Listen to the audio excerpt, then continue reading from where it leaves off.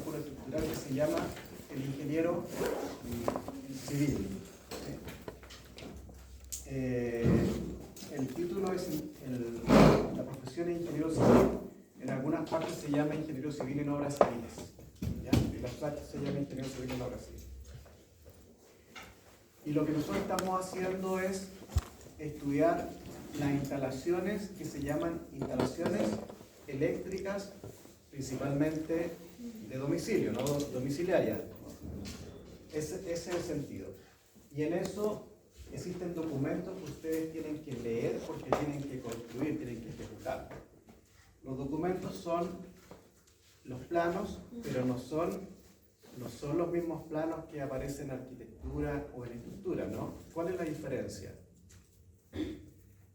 ¿Qué han ustedes captado que es diferente el plano eléctrico de lo que hemos visto con respecto a los otros planos? ¿Pero el plano que hace el eléctrico? ¿O sí, el plano del proyecto eléctrico. ¿Qué es lo que han visto de distinto con respecto al plano que lo hace el arquitecto o hace el ingeniero calculista? Bueno, hay especificaciones sobre el tema eléctrico. Hay especificaciones referidas a la especialidad eléctrica, ¿sí? Pero también hay especificaciones técnicas de arquitectura. ¿Sí? Hay especificaciones que no las hemos visto, a las que podamos ver alguna especificación eléctrica. ¿Qué más? ¿Qué otra cosa distinta ven? Hay planos de, por ejemplo, el arquitecto tiene que explicar su proyecto. En el fondo, él lo que hace es traspasar la idea que viene del cliente. Hay un cliente que tiene una idea y conversa con el arquitecto, y el arquitecto trata de, con sus conocimientos, expresar la idea a algo construible, y ahí aparecen los planos. Los planos tienen que ser entendibles, tienen que leerse y tienen que estar de acuerdo, obviamente, a norma, y tienen que ser construibles.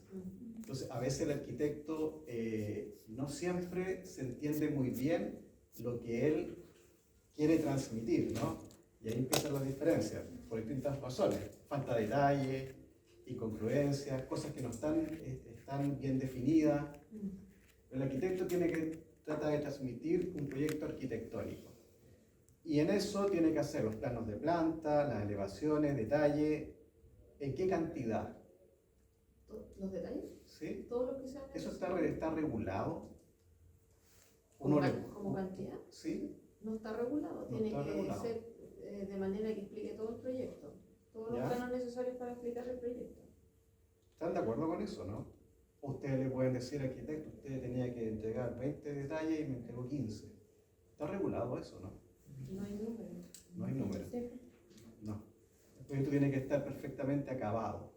Y acabado es construible. ¿Sí? Por lo tanto, el constructor tiene que, con todos los documentos, llevar esos planos, especificaciones técnicas, a algo que se pueda ejecutar. ¿Ya? En ese sentido, el arquitecto tiene que entregar toda la información para que se pueda construir.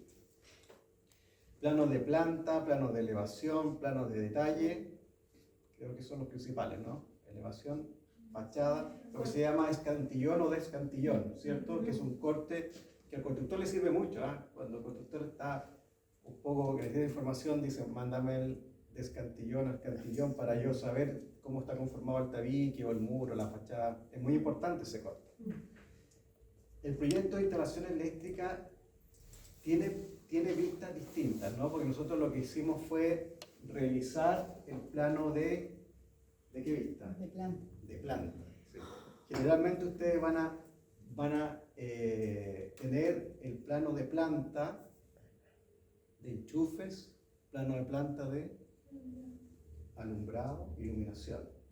Alumbrado conversamos que son las dos cosas, ¿no? Enchufe y iluminación. Entonces, ese es el plano más común de la instalación eléctrica. Por lo tanto, ese es el plano que a mí me interesa que ustedes lo sepan leer.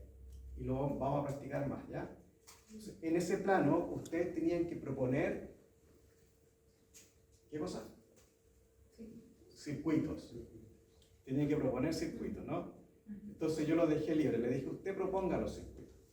Entonces, lo que ustedes saben es que ese circuito tiene un número que está asociado, o una letra está asociado al cuadro de carga, y con eso ustedes pueden identificar en planta los enchufes que están conectados al circuito, y además pueden identificar ¿qué cosa?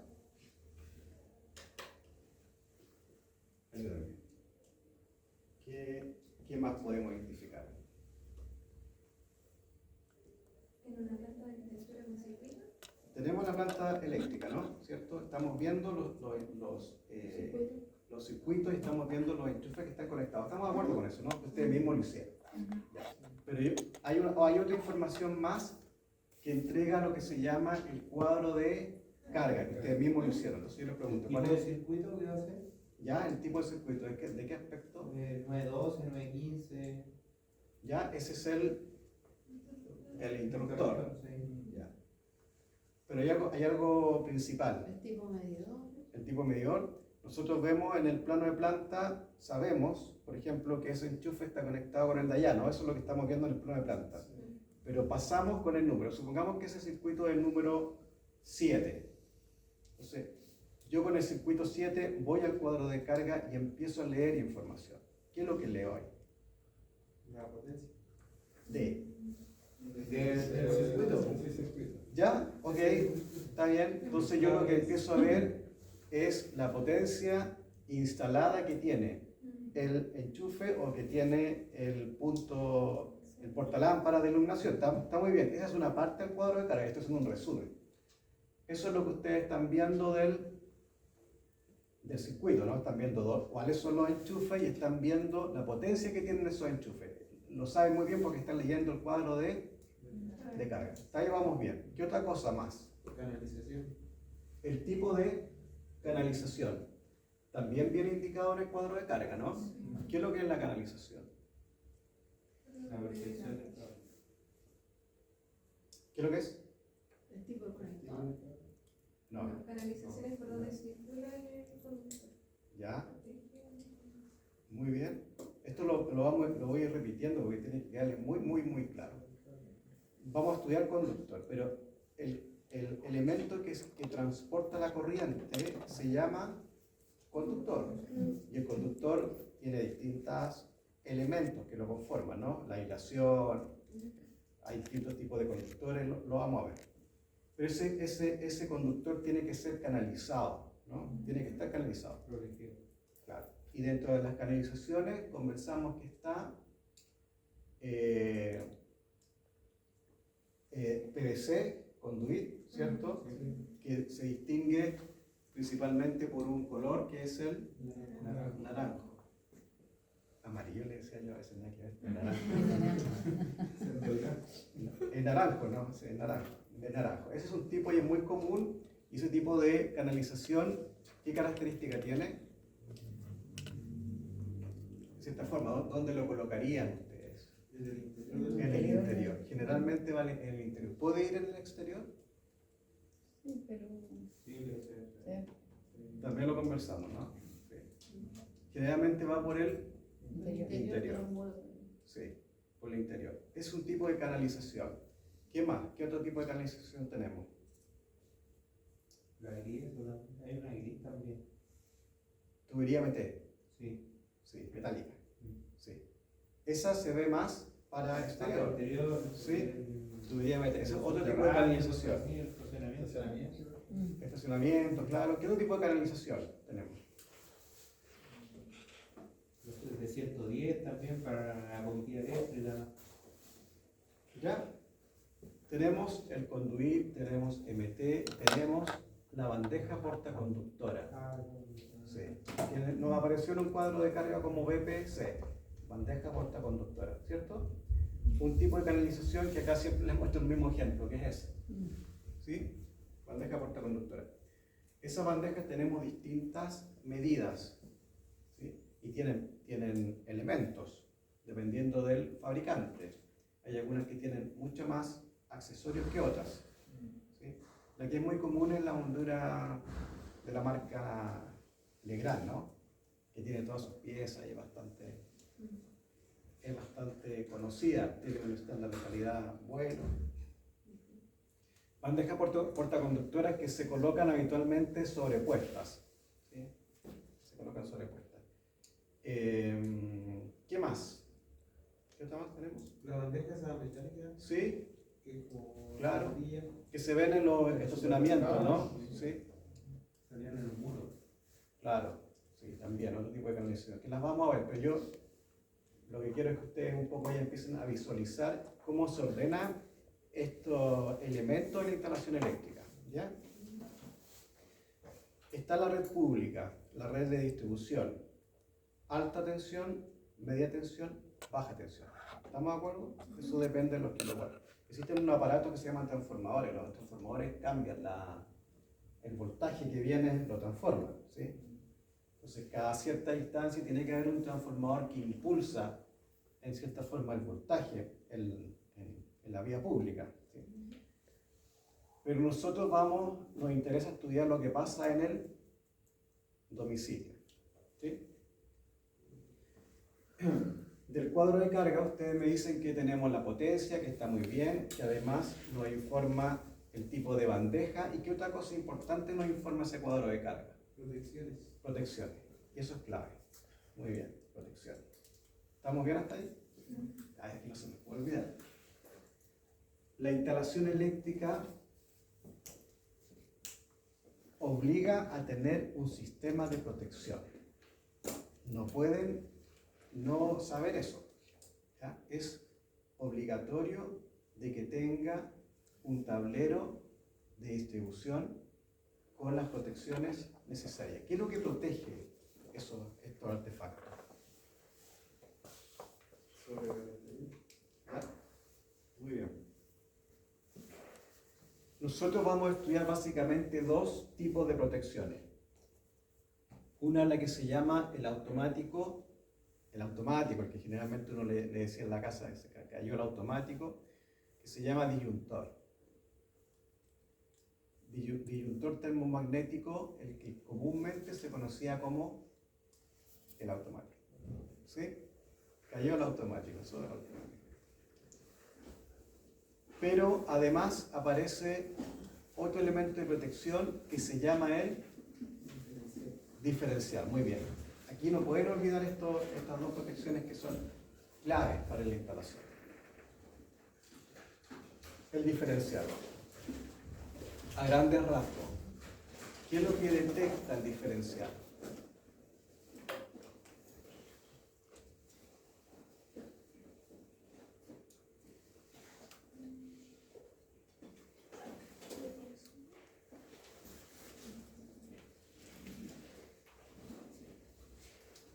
¿Qué es lo que detecta?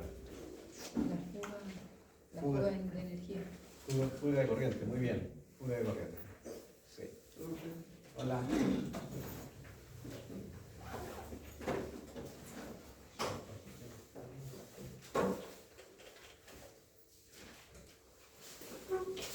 Bien, entonces ustedes tienen el tablero de distribución, tienen el gabinete, esta caja metálica.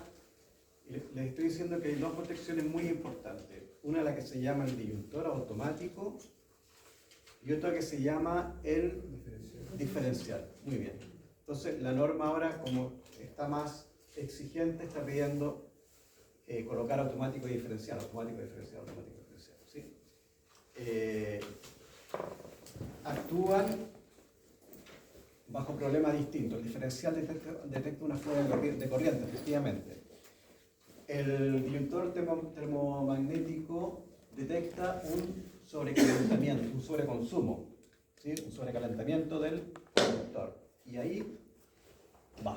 ¿Sí? ¿Me siguen, no? Entonces, esto ustedes tienen que manejarlo muy bien.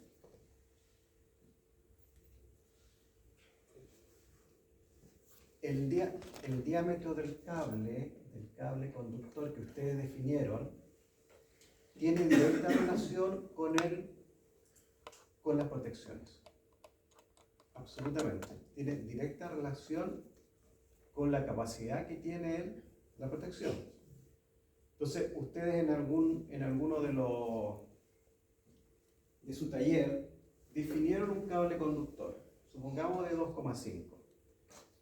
Ese cable puede transmitir cierta cantidad de corriente, intensidad de corriente, ¿no? ¿Estamos de acuerdo? Por lo tanto, tú no puedes superar esa capacidad de corriente que tiene la capacidad de ese conductor, porque si no se va a calentar. Claro. Sí. Entonces, tienes que cortar la energía. Supongamos que el cable de 2,5 permite un transporte de corriente de 20 amperes máximo. Eso es lo que puede transmitir ese cable, porque hay varias variables en la temperatura y varias cosas que inciden, ¿no? La vamos a ver en la tabla. Entonces ustedes están obligados a asociar ese cable con un aparato que corte la energía y que no supere los 20 amperes o 25 amperes. ¿Me siguen, no? Esa es más o menos la lógica. O sea, tienen un cable que tiene un diámetro que es capaz de transportar cierta corriente, depende de la relación y depende de otras cosas más, y lo que hace la protección es protege el cable que no se sobrecaliente. ¿Estamos de acuerdo en eso? Por lo tanto, cuando ustedes tienen una falla de caída del automático del disyuntor, tienen que evaluar principalmente dos cosas. Una, que es la más común, es de que puede existir sobreconsumo, o sea, alguien en la casa conectó un equipo de alta potencia que fue demasiado para lo que estaba diseñado. Eso está limitado por el diámetro del cable, ¿no? Y eso provocó que el automático, al pedirle una intensidad de corriente de 30 más, cortara la energía. ¿Me entienden, no? O sea, lo que está haciendo el automático está correcto, porque está cortando la energía. ¿Qué pasa? Entonces, no puede seguir pasando energía, porque si no, se puede producir un incendio. ¿Sí? Entonces, el automático está bien, tiene que cortar. Si ustedes necesitan hacer una instalación de mayor potencia, ¿qué es lo que hacen?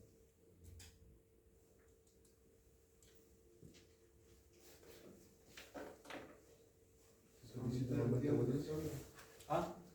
Aumentar el diámetro. ¿Están de acuerdo con eso, no? ¿Qué tienen ustedes? Sí, también. ¿Cómo lo abordan eso? ¿Qué es bien común esto? Solamente el automático, o sea, el cable, y el cable, las dos cosas. Las dos cosas. Las dos cosas. ¿Está bien? Supongamos que ustedes tienen en su dormitorio instalado dos lámparas. ¿Cuánto? 500 watts, 500 watts, tienen un cable de 2,5 que está asociado a un automático, ¿no? 20 amperes máximo. Y a alguno de ustedes se le ocurre instalar, no sé, una máquina de alto consumo. ¿Cuál puede ser? Freidora de aire. Una freidora. Pero una freidora de aire. Dijo una de alto consumo. Una de estas luces que son Sí, está bien, una freidora está bien. ¿Cómo se llama? Ya, vamos a instalar una freidora en el dormitorio. ¿A alguien se le ocurrió instalar en el dormitorio? ¿A alguien se le ocurrió? De alta potencia, supongamos 4000 watts. 4000 watts de potencia. Si conecta ese equipo, ¿qué es lo que esperan ustedes que pase? Que caiga. Un constructor que sabe un poco de temas eléctricos, lo que va a esperar es de que al conectar la freidora, baje el automático y corte la energía. Eso es lo que uno esperaría, ¿no? Sí. Pero obviamente está asociado con el diámetro del cable. Uno dice, ya esta vivienda que va a tener un conductor de 2,5 milímetros, por lo tanto, 4000 watts es mucho para el circuito. Estamos bien hasta ahí, ¿no? ¿Qué solución tengo para eso? Supongamos que la persona quiere insistir en que quiere tener una freidora de aire en su dormitorio. Quiere insistir y quiere tener esa freidora. ¿Cómo hacemos con eso? ¿Cómo resolvemos eso? Cambio automático, solamente el cableado. Generalmente, fuera de lo curioso que es tener una freidora, esto nos pasa a nosotros en obra. Es muy común porque como trabajamos con equipos muy distintos, siempre se nos ocurre un equipo que no... ¿Cómo se llaman estas luces que generan calor que supone la construcción para secar lugares? ¿Cómo se llama? Esos focos grandotes que generan calor, ¿cómo se llama? No sé, ¿qué más? ¿Pero qué pasó? Halógeno, haluro. Eso también tiene tienen alto consumo. Sí. En vez de las predicadoras tienes que tener Sí, eso en el dormitorio. algo más, un foco. Sí. Pero bueno, si quieren instalar un equipo de alto consumo, se puede. No es que no se pueda, se puede. Pero lo que no deben hacer es subir el automático sin tocar el cable. Porque hay gente que hace eso. O sea, no es que esté malo que va, que está bien lo que está haciendo el automático, está funcionando. Si no corta, hay un problema, está malo. Los automáticos se vencen, tienen vida útil, ya ustedes tienen que revisar porque las personas a veces lo suben, caen, lo suben, lo caen, lo echan a perder. ¿No? Tiene que cortar la energía. Entonces, no pueden subir el automático de 20 a 40 sin cambiar el cable, porque en el fondo lo que va a pasar es que el cable se va a calentar y el automático nunca va a llegar al amperaje necesario para cortar y el cable se va a incendiar. Entonces lo que habitualmente se hace es, y uno habla con el eléctrico, es generar una línea independiente para ese equipo. Una línea independiente. Tú del tablero ves, los tableros generalmente tienen que dejar espacio por norma, no puede quedar ajustado, un 25% más o menos. O sea, del tablero un cuarto queda de espacio disponible, físico, para que tú puedas colocar una protección. Tú colocas, haces un circuito nuevo, específico, calculas el diámetro para los 4000 watts y dejas una protección independiente para esos 4000 watts, con un automático y un diferencial propio para esa línea. Eso puede ser una alternativa, ¿me entiendes, no? Pero efectivamente tú cambias, colocas un cable adecuado para ese nivel de potencia con una protección y un diferencial, una línea exclusiva. ¿Sí? Y con eso tú aseguras que reciba la intensidad de corriente y además que el protector corte cuando el cable ya no esté entregando la suficiente corriente. ¿Me entienden, no? Esas son soluciones comunes dentro de una instalación. Que tienes que hacer un circuito específico para lo que ustedes quieran en la casa, que quieren hacer una bodega y colocar otra cosa, un foco de anuro, otra cosa, tiene que el eléctrico hacer la instalación nueva, específica. ¿Me entienden la idea, no? Sí.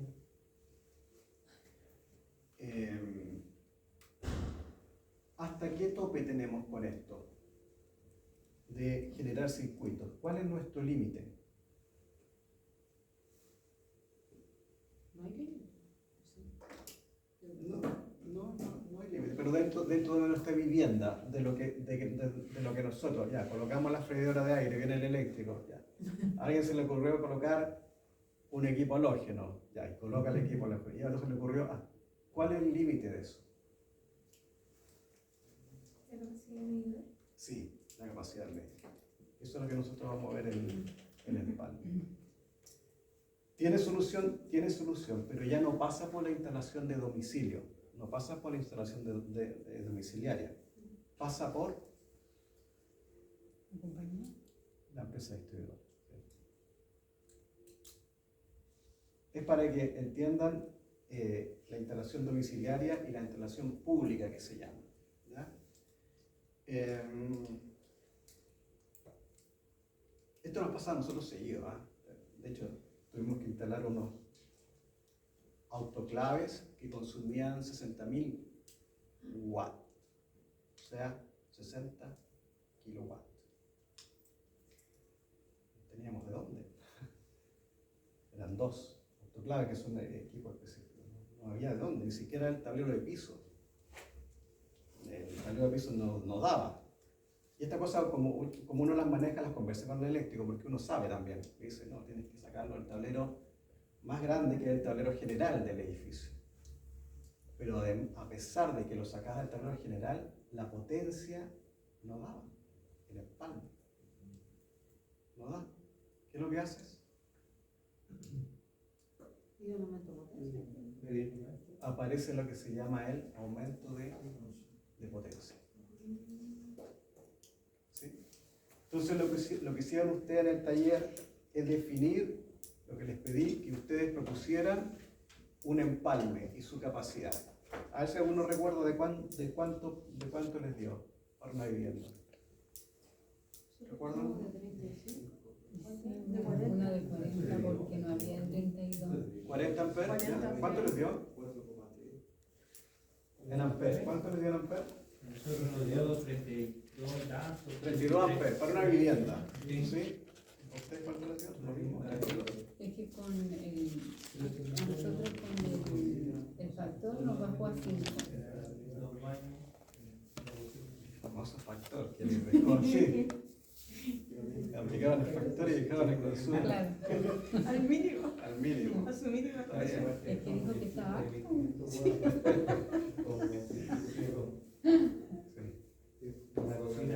Vamos a ver lo que dice la norma, porque la norma, claro, no se aplica así tan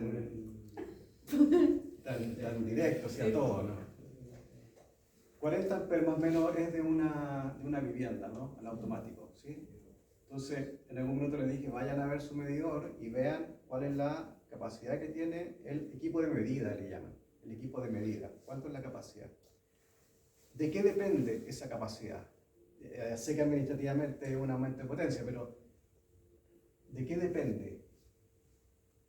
¿Qué es lo que tiene que hacer la compañía físicamente para ustedes aumentarle la potencia? Aparte de que tiene que el eléctrico pedir el aumento de potencia, que es un trámite administrativo, aparte de eso, ¿qué es lo que ven ustedes que tiene que hacer la compañía? La factibilidad. ¿Ya? Factibilidad, sí, es un trámite administrativo, se pide la factibilidad, la empresa dice, sí, yo tengo... Pregunta, ¿tiene que justificar el eléctrico? Tiene que justificar. ¿Por qué? Usted, el eléctrico va a decir, porque tengo un artefacto, una freidora que consume tanto, y empieza a explicar, y ingresa la solicitud de aumento de potencia explicando en su memoria de cálculo por qué. Pero, ¿cómo hace la empresa eso, físicamente? ¿Van a evaluar a terreno? ¿Van a evaluar terreno ya? ¿Ya? ¿Ven la instalación? Hacen un chequeo de todos los implementos que tienen ¿Ya? y para justificar si se necesita subirlo. ¿Ya? Y físicamente, ¿qué es lo que hace la compañía? ¿Qué es lo que podría hacer la compañía en términos físicos?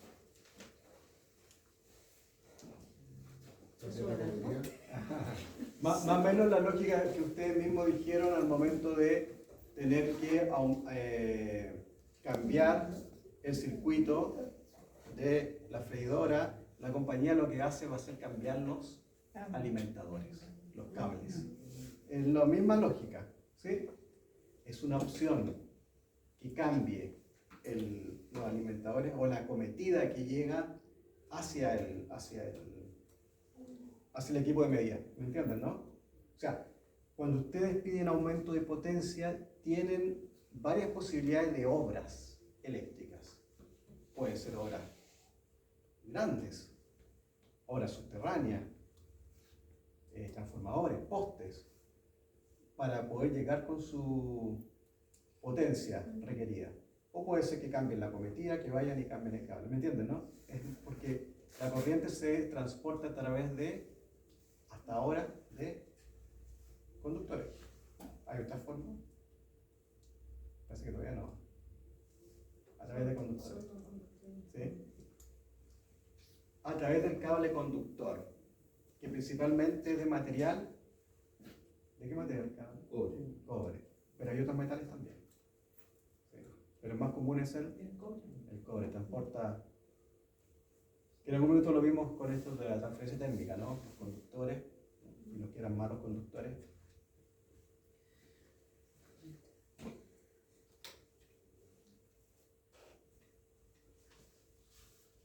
Ya. Entonces llegamos a lo que se llama el empalme. Y acá les voy a insistir que es muy importante que ustedes vayan a la página de la SEC. ¿Fue algo ya o no? ¿SEC? ¿Sí? La vamos a regresar. Esto se llama la SEC. Superintendencia de Electricidad y gobierna la parte eléctrica y además el gas, ¿no? Y otros combustibles más, ¿no? Entonces, de la SEC, yo lo que les pedí es que fueran a los pliegos técnicos normativos del RIC, Reglamento de Instalaciones de Consumo Eléctrico, RIC. Esto es muy importante.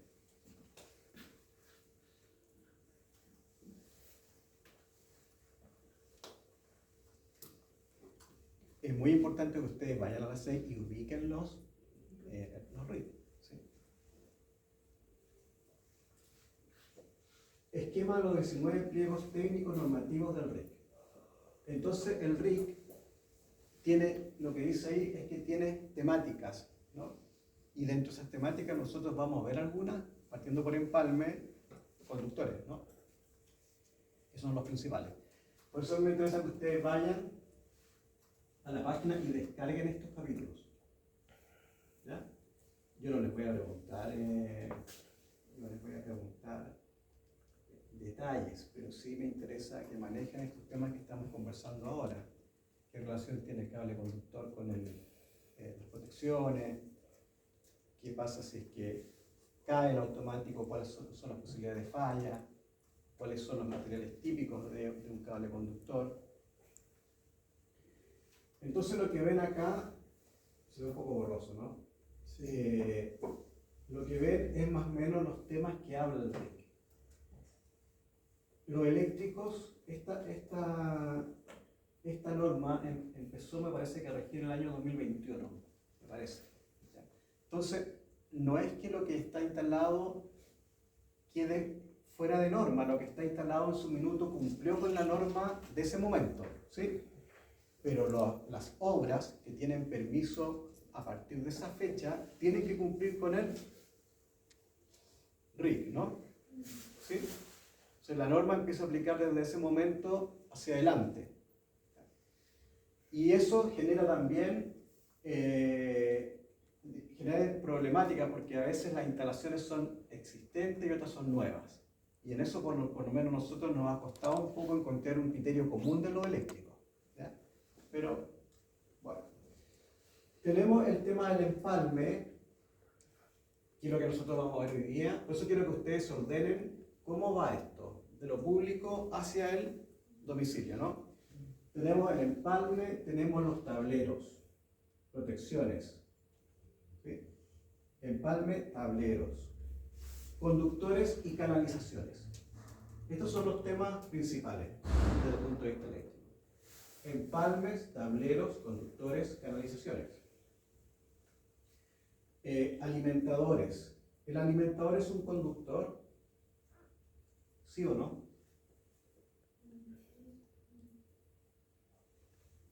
¿Sí o no? ¿El alimentador es un conductor? Sí. Sí. Sí, es un conductor.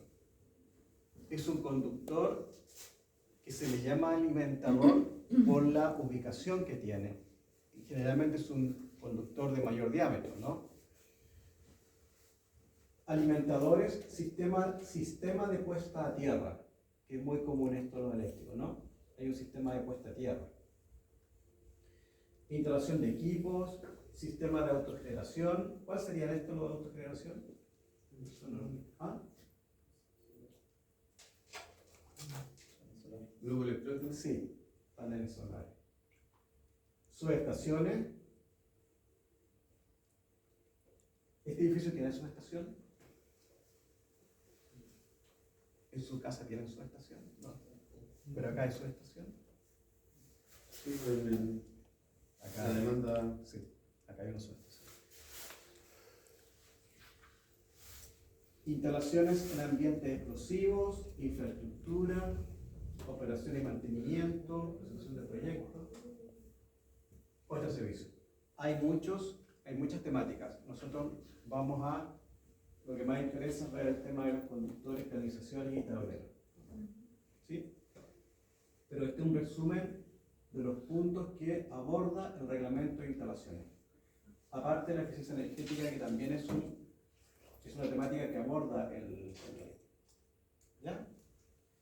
Entonces, usted al momento de construir, tiene que estar atento de que el eléctrico tiene que elaborar un proyecto de acuerdo al RIC. Y el instalador, el que está haciendo la instalación, tiene que cumplir con el RIC. ¿Sí? Antes estaba la norma 4, pero eso ya se derogó. Ahora lo que está rigiendo es el reglamento. Y cada una de las temáticas ustedes van a ver resumen, hay videos de capacitación, hay harto material que los eléctricos tienen que manejar en detalle.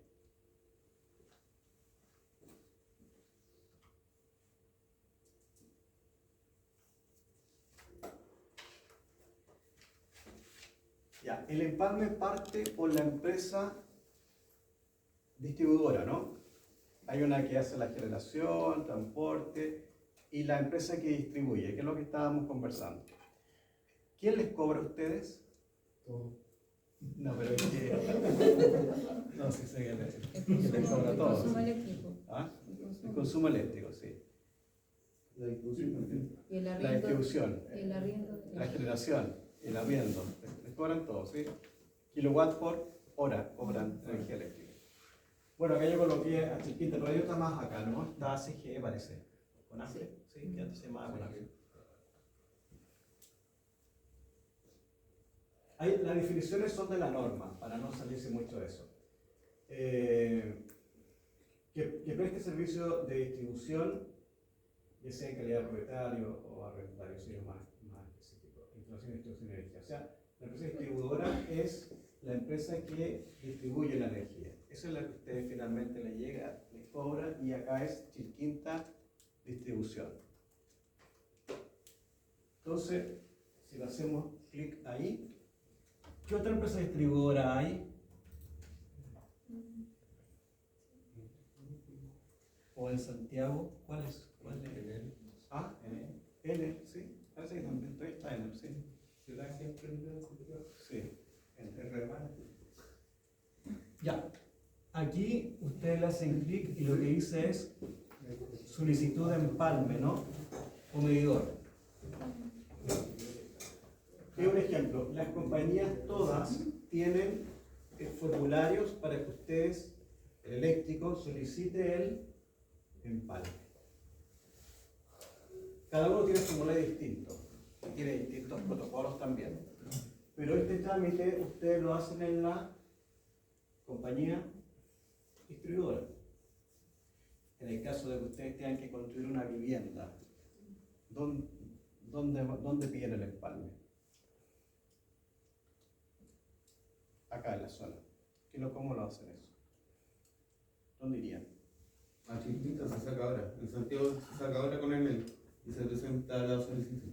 ¿Sí? Van a la empresa distribuidora. O sea, van a construir una vivienda y necesitan las instalaciones sanitarias, se llama el arranque de agua potable, ¿sí?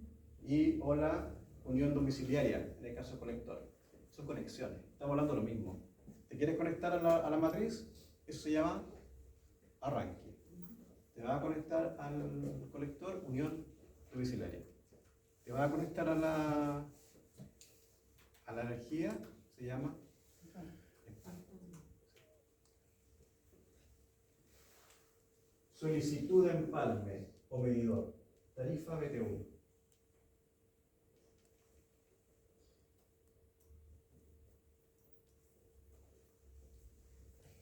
Acá hay un contrato de por medio, ¿eh? Como en todas las compañías. Tienen que firmar un contrato.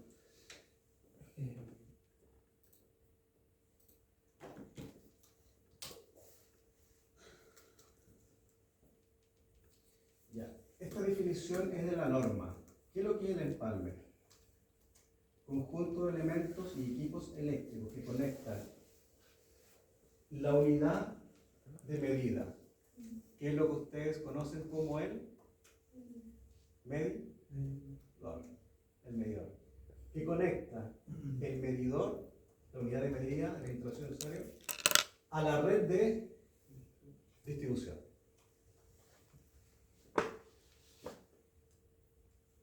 ¿Está claro, no? O sea, de la red red de distribución, ustedes se conectan al equipo de medida, el empalme. Entonces, cuando ustedes les toque trabajar con una vivienda y el eléctrico diga tiene que ser el empalme, en el fondo está diciendo eso, que tiene que conectar de la red eléctrica al instalar el medidor. ¿Y el medidor a quién le corresponde? A la compañía. A la compañía. Sí. La compañía. Uno no puede intervenir en el medidor. Y en el caso del agua potable, lo mismo. Hasta de la segunda llave de paso hacia adentro les corresponde al domicilio. ¿Y en el alcantarillado? ¿Ah? ¿De dónde? Hasta la última cámara. ¿Ya? De la cámara hacia Dentro. hacia adentro, de la cámara hacia adentro, muy bien, de la cámara hacia adentro, domicilio, de la cámara hacia el colector, de la compañía. Bueno, ¿cuál es el equipo de medida? El medidor.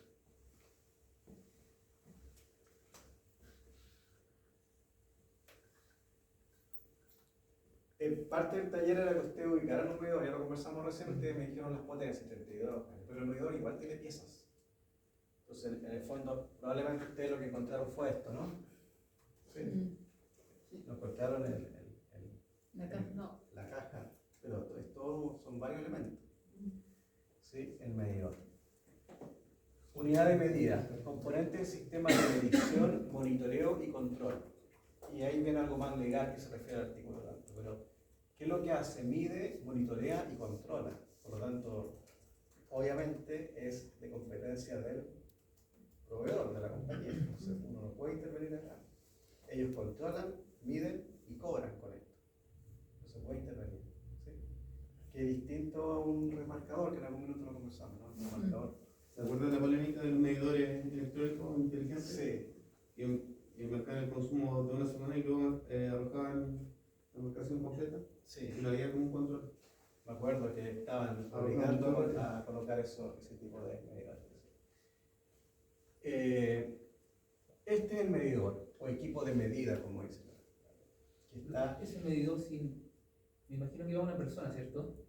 Ya, y si no está nunca la persona en la casa, ¿cómo va a medir lo que consumió en el mes? ¿Se lo pasa como que fuese el mismo mes anterior?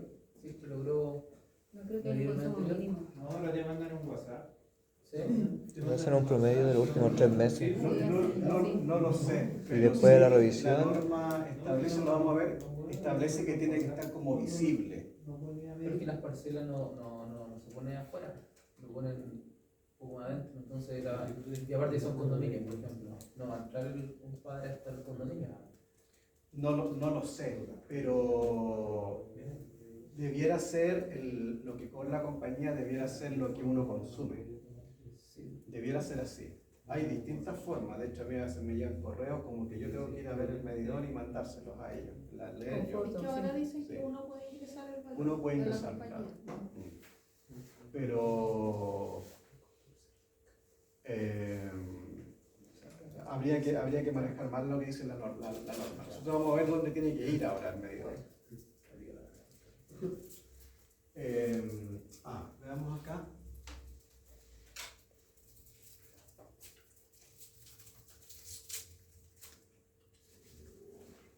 Esta es la página de Tecnored, que me imagino que ustedes ya la anduvieron, sí, pasaron por ahí, ¿no? En el taller pasaron, espero, hay otras, ahí está Tecnored. ¿Qué otra empresa eléctrica hay acá? Tienen que conocer esto porque son los proveedores importantes de la zona. Sí. ¿Qué otra? Gobantes, Rona. Gobantes, eso está en Viña. Sí. Sí. Hay una en Valparaíso grande también, se llama Dartel. ¿Qué más? Gobantes, Dartel. ¿Qué otra más? Rona. Sí, Rona es famoso Rona por los transformadores, ¿no? Transformadores Rona.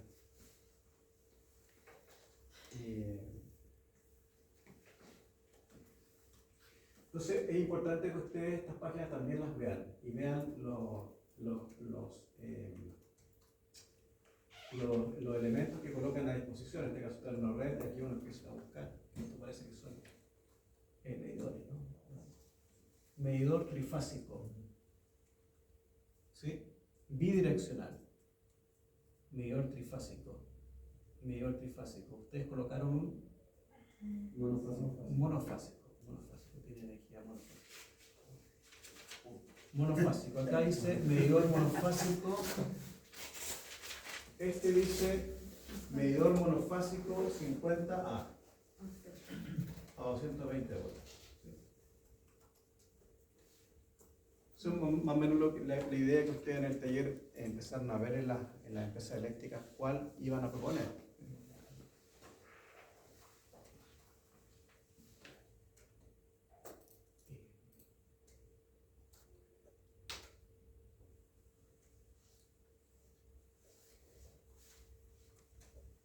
Toda instalación de consumo se conectará a la red de distribución mediante un empalme único. Esto es lo que dice el trade, pero no es tampoco tan así.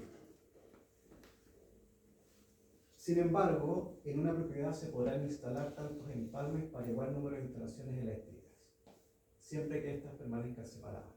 Un poco lo que conversamos, ¿no? O sea, podría tener más empalmes, sí, pero hay que justificarlo.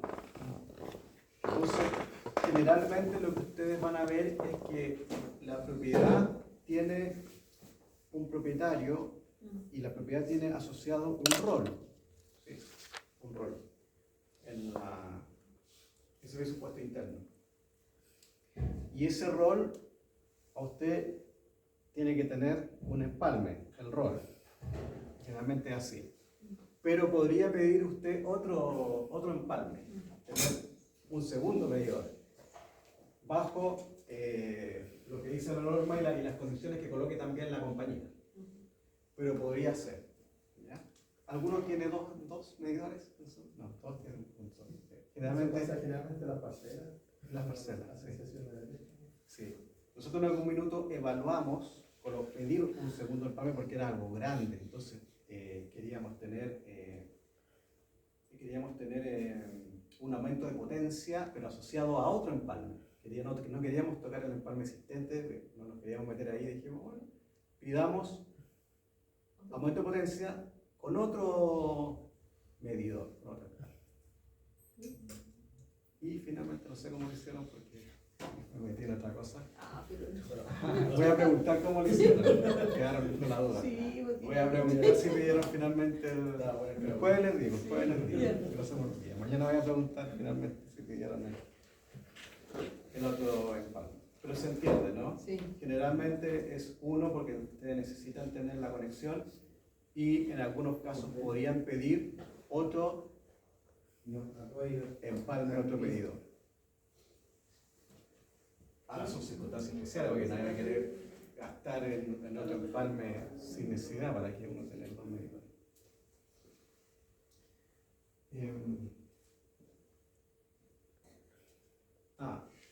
En las mismas páginas eléctricas ustedes van a encontrar los postes.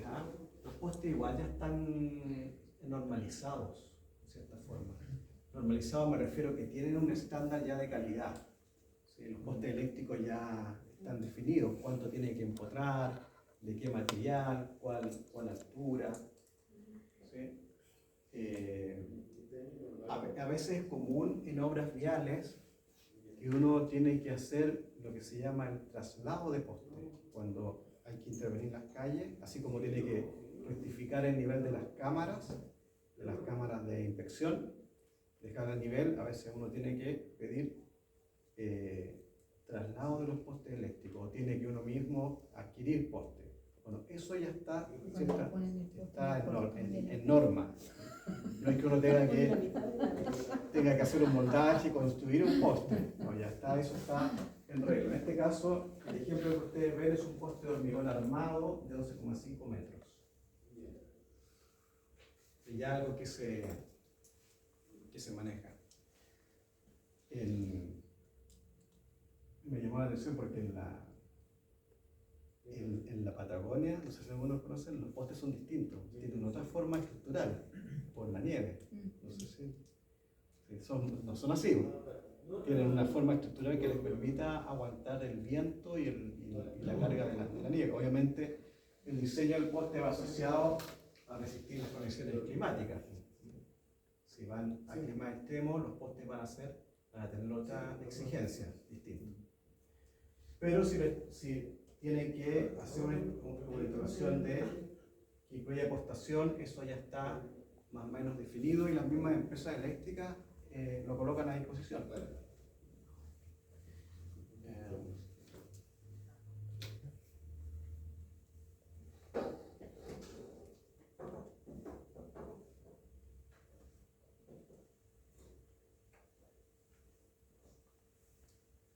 Ya. En construcción no queda prácticamente nada al azar. Nada. Y dentro de eso, el RIC y las normas anteriores también establecen la ubicación de los empalmes como criterios. Entonces, acá lo que me interesa es que ustedes sepan de que el empalme tampoco se coloca a criterio del arquitecto, se coloca de acuerdo a la norma eléctrica. Entonces, si ustedes revisan el RIC, de empalmes, esto del RIC, yo lo que hago lo tomo y lo que ustedes viendo está indicado ahí. Entonces, nada queda al azar en construcción, nada. Cada especialidad tiene su normativa, hay que dejarlo en regla. Entonces, algunos ejemplos. Esa es, ¿qué es lo que es? El empalme, el equipo de medida. Ustedes cuando vean un plano eléctrico y vean esa grande, significa el equipo de medida, el empalme. ¿Sí? Generalmente es así. Entonces lo que dice es una idea, esto aparece, dice la edificación es la que está acá y usted tiene que colocar el empalme en esa posición. Las cajas de empalme se deben instalar en la fachada exterior de la edificación dentro de una zona comprendida en un semicírculo de 15 metros de radio, desde la puerta principal de acceso. Entonces, ya el reglamento está indicando, ojo, no va el empalme en cualquier lado, probablemente también porque la compañía tiene que tener acceso. No es así, habría que revisar si los empalmes están cumpliendo con esto o no. ¿Ya? Entonces dice, las cajas de empalme se deben instalar en la fachada exterior de la edificación dentro de una zona comprendida en un semicírculo de 15 metros de radio. Y lo dibujan. Medido desde la puerta principal de acceso a la propiedad. O sea, que sea de fácil acceso. ¿Sí? Y si está afuera también se permite poner un poste adicional. Claro. Sí. También lo dice la norma. Sí. Todo esto lo vamos a ver, pero el instalador tiene que ser un profesional que esté acreditado por la SEC. También lo hemos estado conversando, ¿no? Tiene que estar acreditado. No pueden ustedes hacer una instalación eléctrica con un maestro. Ahí van a estar muy complicados. No pueden, aunque el maestro, los maestros son temerarios, oye. ¿Hacen todo? Sí, hacen todo. Sí. Pero esa no es una solución para ustedes. ¿No? La instalación eléctrica la tiene que hacer el instalador eléctrico de la clase acreditada para lo que va a ejecutar. ¿Ya? Porque en esto hay responsabilidades involucradas.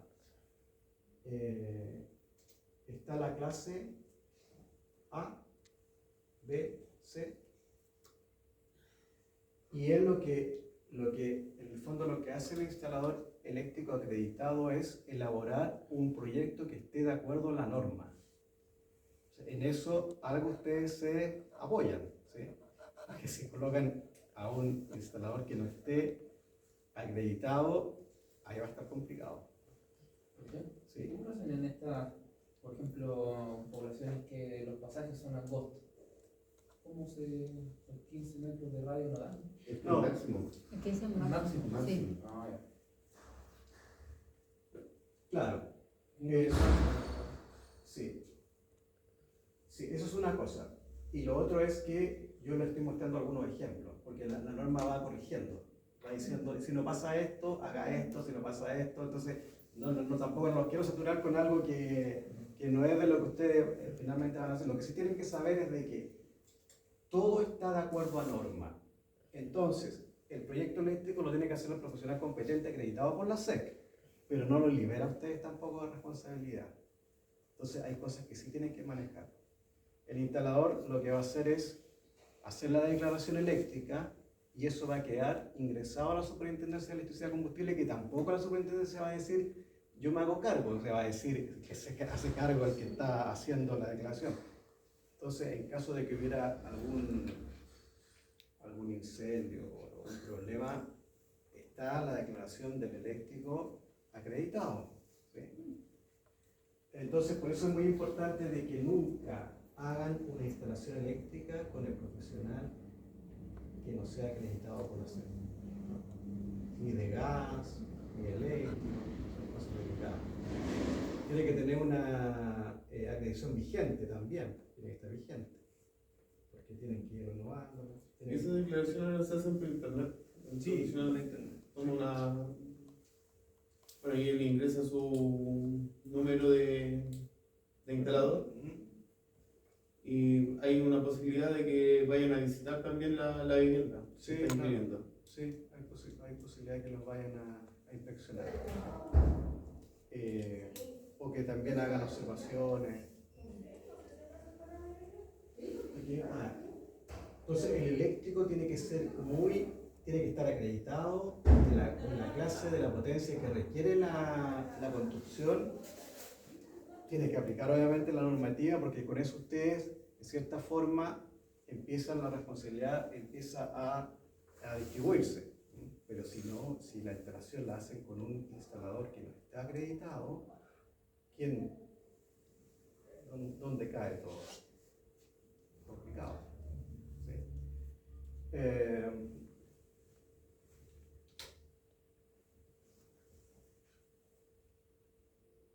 Bueno, sí, sigue el tema de la ubicación de los empalmes. En caso de que la edificación se encuentre fuera del semicírculo, se deberá instalar un poste.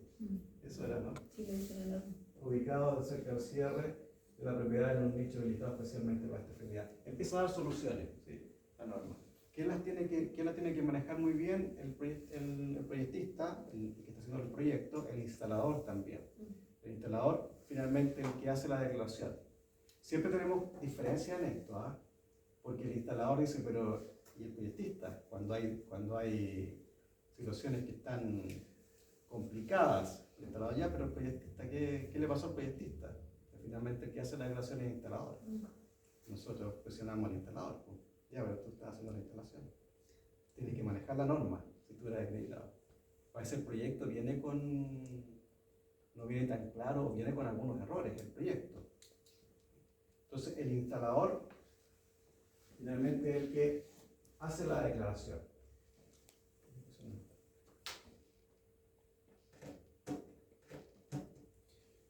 Al momento de hacer el taller, ustedes pasaron por esto, ¿no?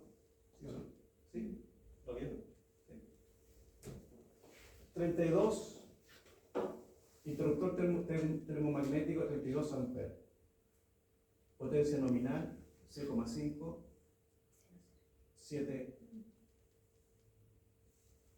kVA. Eso no lo he escuchado, ¿no? Sí, kVA. Los transformadores muchas veces vienen en kVA. 200 kVA, 300 kVA.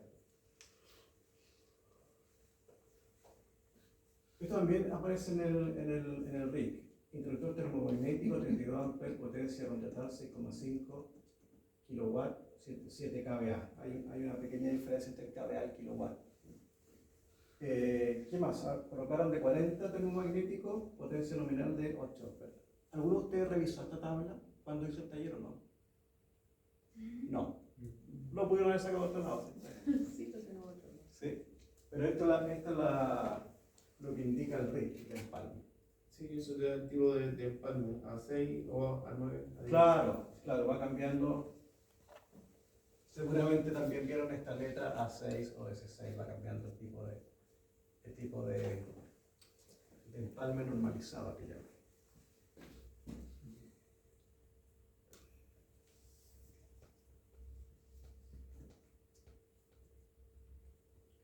acá se ve más pequeño, pero estos son los empalmes que se llaman trifásicos.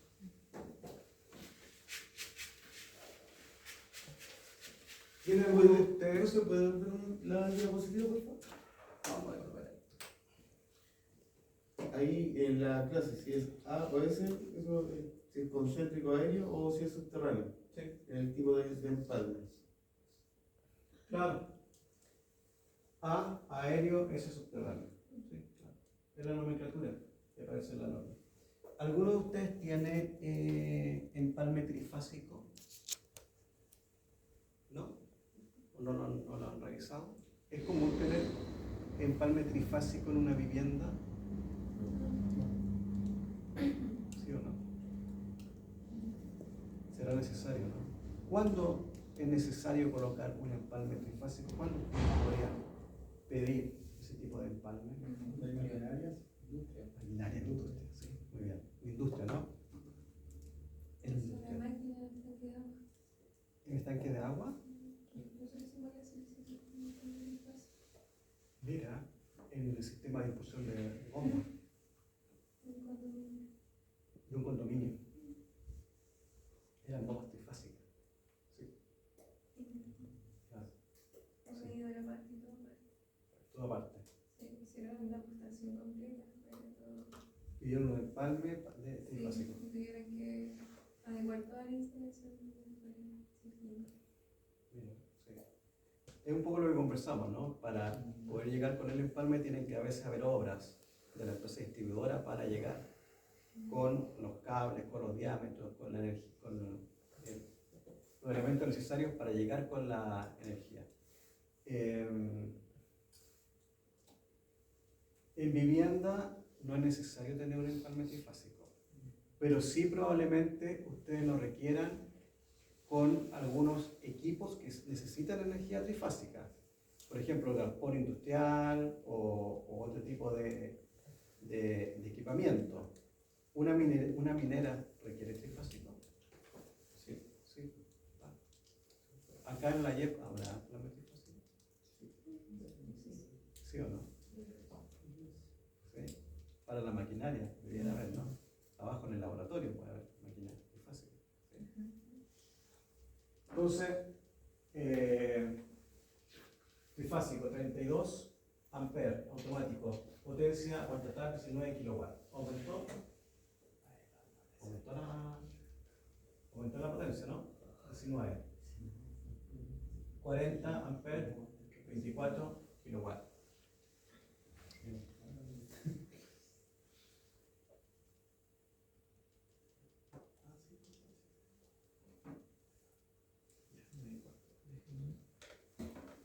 Seguimos el largo, ¿no? Andrés Ahumada, Pablo Aravena, Presente. Francisco, Gustavo Cazorla, Luz, Verónica Díaz, José Echeverría, Cristian Herrera, Pía, Ingrid, Daniela, Darío, Fernanda, Alejandro, Javier Torrealba,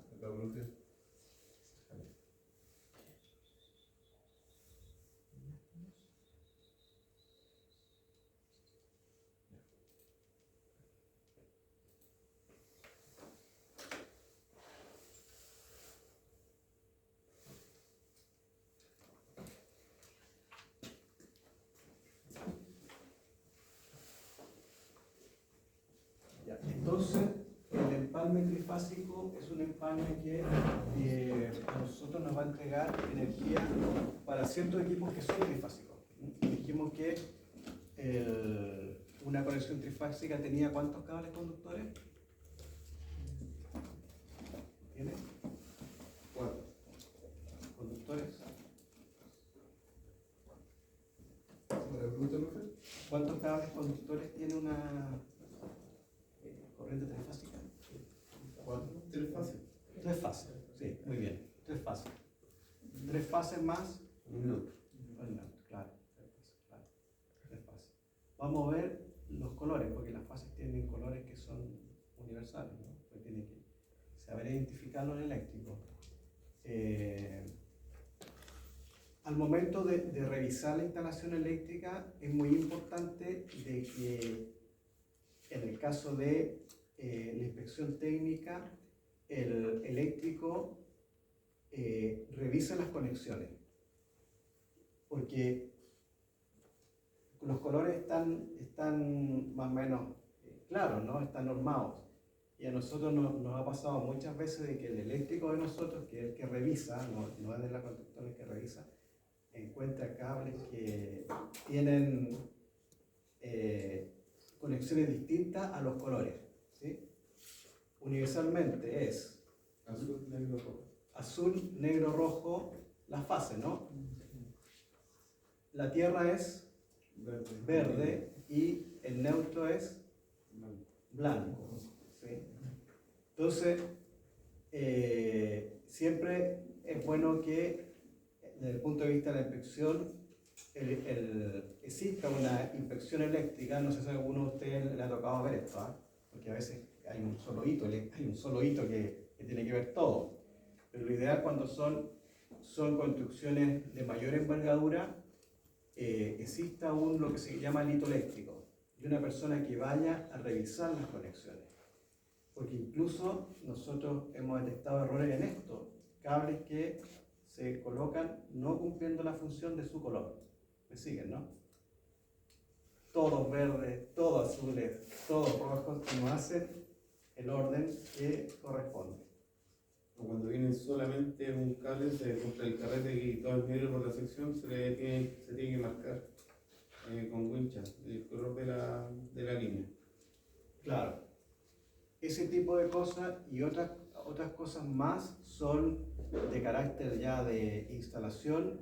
Es bueno de que cuando la construcción es grande, exista lo que se llama el hito eléctrico, un inspector específico de electricidad. Yo hice una sala técnica y de hecho a todas las protecciones hay que darle un torque, porque la energía al transmitirse genera vibración, y si no le da el torque adecuado se soltaban las palmas. Claro, sí, ese tipo de detalles que son de ejecución hay que revisarlas, y no siempre el hito general la chequea, la revisa.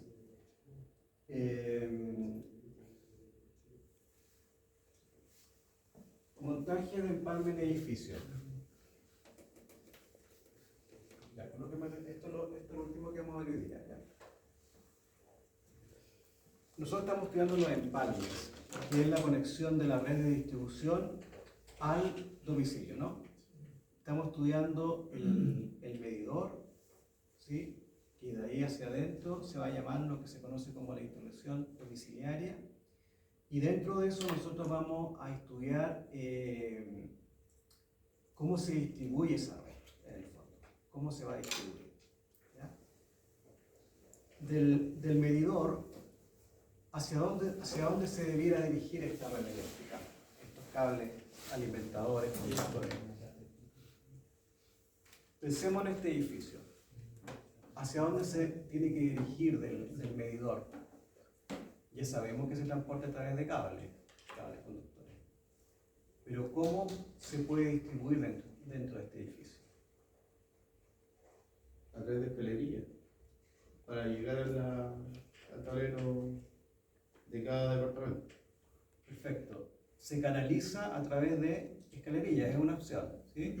¿Cómo lo canalizo yo a través del edificio? Probablemente este edificio tenga escalerilla, tiene la bandeja portaconductora, tiene el conduit dentro de los muros, bandeja portaconductora. ¿MT han visto o no? ¿Tuberías MT? ¿En el edificio sí? ¿Es de Lima? ¿Ah? MT, tuberías metálicas de canalización, ¿no? Afuera de nave, ahí cuando vea alguna, vamos a revisar. Pero tengo que yo ingresar al edificio a través de canalización y cables conductores de diámetro de acuerdo al proyecto, de manera de poder alimentar las luminarias, los enchufes, los equipos, los computadores, todo, ¿no? Estamos en el empalme, en el equipo de medida. Tenemos que canalizar. Luego, ¿hacia dónde se debiera dirigir la instalación? Hacia acá vivienda. ¿Ya? Y pensando en este edificio, ¿hacia dónde se dirige el cable? Lo alimenta. ¿Hacia? El nicho del pueblo. Empalme, ¿ya? Y hacia adentro. Están todos los medidores. Y ahí se distribuye el departamento. ¿Hacia dónde?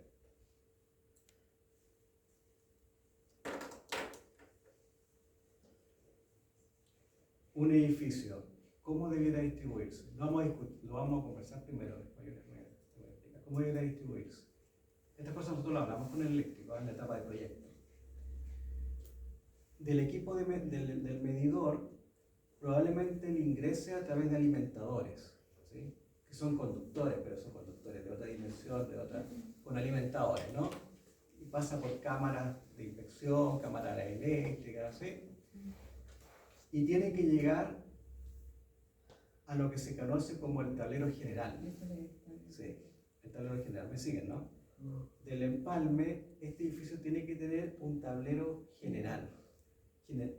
Habitualmente es así, un tablero general. Entonces, nosotros conversamos con el eléctrico cuando nos presentan el proyecto, a ver, ¿dónde llegas tú con el empalme? Mira, y nos explica, este tablero va a comandar todo el edificio. Ya, perfecto. ¿Sí? El tablero general comanda todo el edificio, pero no es suficiente con que tenga un solo tablero, porque es similar a lo que les comentaba con el tema de los cortes de agua. Cuando tú tienes un problema en el baño, no cortas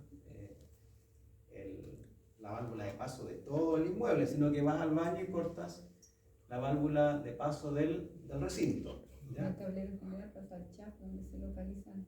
Ya, muy bien, sí. Estamos en el tablero general, quiero que me entiendan la idea. Estamos en el tablero general y luego nosotros tenemos que distribuir, por eso se llama tablero de distribución. Tienen que distribuir a través de canalizaciones y conductores. Generalmente se hace con tableros que se llaman tablero del piso, tablero de piso, ¿sí? Generalmente es así. Igual tienen su explicación de diseño, esto nosotros lo conversamos con el eléctrico. ¿Cómo va a organizar los tableros? Este edificio debiera tener un tablero en cada piso. Eso es lo que uno constructivamente visualiza. No sé si estará así. ¿Por qué? Porque si tú tienes que hacer una intervención en este piso, supongamos en el subterráneo, lo que vas a querer es desenergizar el piso y no todo el edificio.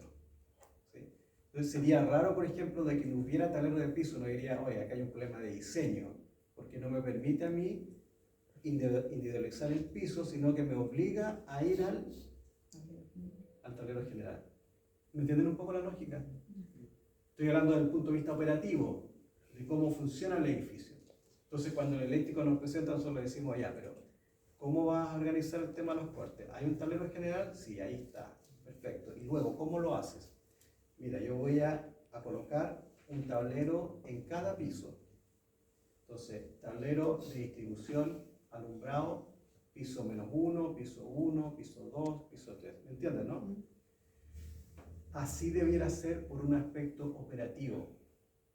Entonces, cuando ustedes tengan un problema eléctrico en este edificio, en el piso 6, lo que debiera haber es un tablero de distribución del piso 6. ¿Me siguen, no? En caso de que tenga que hacer una reparación, la persona de mantención en el piso 6 debiera ir al tablero del piso, ubicar el circuito, ver qué circuito es, circuito 3, ir al automático, que tiene que decir con la simbología 3, bajarlo y verificar obviamente si cortó, ¿no? Entonces con el plano civil uno sabe perfectamente cuál es el circuito que tiene que bajar para que él pueda hacer su trabajo. Me van entendiendo. Eso estaba hablando de áreas comunes, ¿cierto? Claro, áreas comunes o otro tipo de circuito tiene que estar claramente identificado. Por eso es muy importante revisar los planos a civil. Tienen que probarlos, para revisarlos tienen que probar. Corta, verifica y verlos. Se equivocan, no entregan más. Y es delicado igual porque después nosotros después queremos hacer cosas distintas y vemos y no era como estaba establecido en el sistema. Entonces, por una cuestión operativa, este edificio debería tener un tablero general del edificio, o sea, hoy hay que cortar todo, anda al tablero general y baja al automático general. ¿De cuánto per será este? 200. Está bien, hay que tener cierto criterio. Ustedes hicieron una vivienda de 32, este edificio 200, está muy bien, porque uno establece tiene un criterio, ¿no? 200 amperes para este edificio, el automático general. Yo bajo al general y bajo y corto todo. O sea, alguien va al automático general acá y nos deja todo sin energía. A ver, no. A ver. ¿Sí? Tablero general. Es probable que este edificio tenga tableros de distribución por piso. ¿Sí? Entonces ustedes van al gabinete y ven los circuitos que tiene el piso de iluminación, de enchufes, y a veces hay unos circuitos que se llaman de transferencia o del grupo lectógeno. No nos voy a enredar con eso, pero puede haber otro tablero que tenga la red de emergencia que se llama. ¿Cuál es esa red? ¿Cuál es el grupo lectógeno? En general. ¿A qué se refiere eso? En caso de emergencia, hay otro equipo que se llama el generador. En caso de que falle la energía por el tablero de transferencia, esto es automático, corta la energía desde la red de distribución y inicia el grupo lectógeno. Debería ser automático, un par de segundos. Si esto está respaldado, se nos corta la luz, en un par de segundos deberíamos tener energía que entrega el generador. Eso también tiene circuito eléctrico, obvio, tiene que estar conectado, ¿no? ¿Sí? Entonces el grupo generador puede tener tableros que se llaman tableros de transferencia o de la red de respaldo, ¿sí? Pero en términos generales, para no enredarnos mucho con eso. Tenemos los tableros de piso. ¿Necesitamos más tableros interiores o será suficiente con esos tableros de piso? Por cada sala. Por cada sala. Colocamos Con un tableros en la edificio sala. habitacional de vivienda, por cada vivienda, cada departamento. Por cada vivienda tiene que haber un tablero, sí, muy bien. Por cada departamento. Ustedes van a un departamento de un edificio y tiene que haber un tablero, no puede no estar, ¿sí? Sí, tiene que estar, claro. Efectivamente. En cada uno de los departamentos tiene que haber un tablero del departamento. Sí, muy bien. Del tablero de piso en este edificio, ¿creen que hay que colocar otro tablero interior? Que depende si la área. Depende del área. Una cosa es para una de alumbrado y otra de enchufe, y la otra la de alumbrado y enchufe también. Perfecto. En un edificio, ustedes siempre van a encontrar un tablero en cada uno de los apartamentos, está claro, ¿no?